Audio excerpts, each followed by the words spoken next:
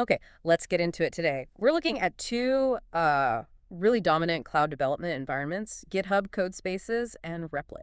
Yeah, they're both changing how people code, definitely. Yeah. But they feel like they're built for pretty different workflows, different developers even. Absolutely. It seems like Replit is positioned as this sort of browser-based vibe coding Yeah. playground, right? Instant collaborative. Right, and Codespaces feels much more like the professional workstation, just, hosted in the cloud. Think VS Code, but standardized using dev containers. So our goal here is to unpack these two, look at the tech, the AI, the costs, and help you figure out which one might fit your needs better. Sound good.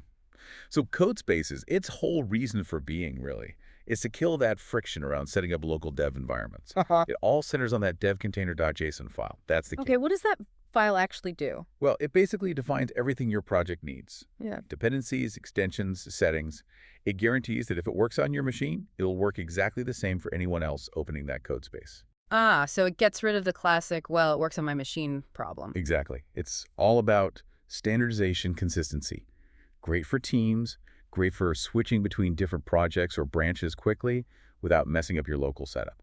Makes sense. And that also helps with like supply chain security, doesn't it? Keeping environments isolated. Big time. Mm. Each code space is its own container. Very secure. Okay, so that's Codespaces. Standardized, secure, professional. But Replit, it's got this different philosophy, this vibe coding thing you mentioned. What is that about? Yeah, vibe coding. Yeah. It's about speed and delegation, I think. You can basically hand off pretty large coding tasks to the AI with maybe less direct oversight than you traditionally have. So less typing out syntax, more guiding the AI. Kind of, yeah. It makes getting started incredibly fast. You click a button, you're coding. Great for beginners, education, or just banging out a prototype super quick. Collaboration's built right in, too.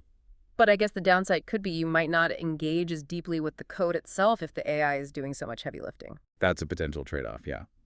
You might spend more time testing and debugging the AI's output. Now, Codespaces sounds great for pros, but the sources mention this network tether issue. Right. That's the main friction point. You absolutely need a stable internet connection. If your connection drops or gets patchy, The whole environment just stops, like a cliff edge. pretty much, yeah, you're tethered to the cloud. That's the price of that seamless, standardized environment. Mm. Replit, being browser first, maybe feels a little less abrupt in that sense, though it still needs connectivity, of course. Okay, let's switch gears to AI because both platforms are betting heavily on it.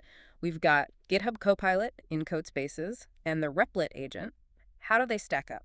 They have surprisingly different personalities, actually. Yeah. The Replit agent, which used to be called Ghostwriter, it tends to give you more. Like, it's more educational. If you ask it for code, it doesn't just spit out the function. It often includes documentation, maybe suggests alternative approaches like using default dict or counter in Python, explaining why. It seems to do really well in tests generating whole features. Interesting. And Copilot? Copilot is faster, more concise. It's tightly integrated into VS Code, whether that's local or in Codespaces. It excels at giving you just the snippet you need right now. Auto-completing lines, generating boilerplate. It feels more like a very efficient, quiet pair programmer. So Replit's AI is maybe more verbose and educational. Copilot is lean and hyper-focused. That's a good way to put it, yeah. Okay, let's talk money. How do the billing models compare? They seem quite different, too. Very different. Replit has this interesting effort-based pricing.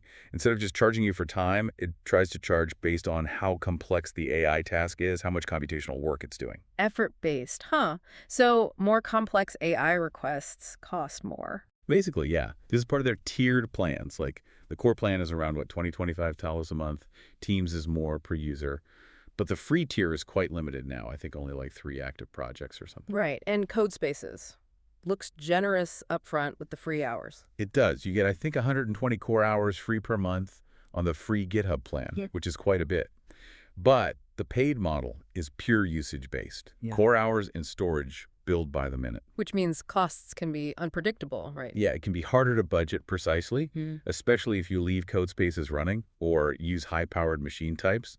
And we've seen those reports you mentioned, people getting locked out because some other GitHub charge, like a sponsorship, failed. That feels a bit harsh. Definitely a sharp edge there. Yeah.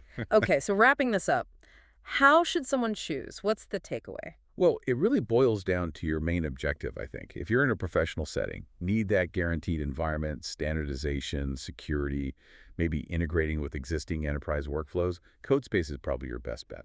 And if you value speed, getting started instantly, collaboration, maybe learning, or rapid prototyping, and you like that more educational AI. Then Replit is likely the winner. It's built for that immediate browser-based cloud IDE experience. So thinking about that vibe coding on Replit, where maybe students or learners are spending more time testing and debugging AI code than writing it from scratch, it makes you wonder, doesn't it? Uh-huh. If AI gets really good at generating the raw code, maybe the really crucial skill for developers in the future isn't just writing syntax anymore, but becoming experts at prompting the AI effectively and, crucially, debugging its output. That's a fascinating thought. The ability to guide, verify, and fix AI-generated code might become the new competitive edge. Definitely something to think about.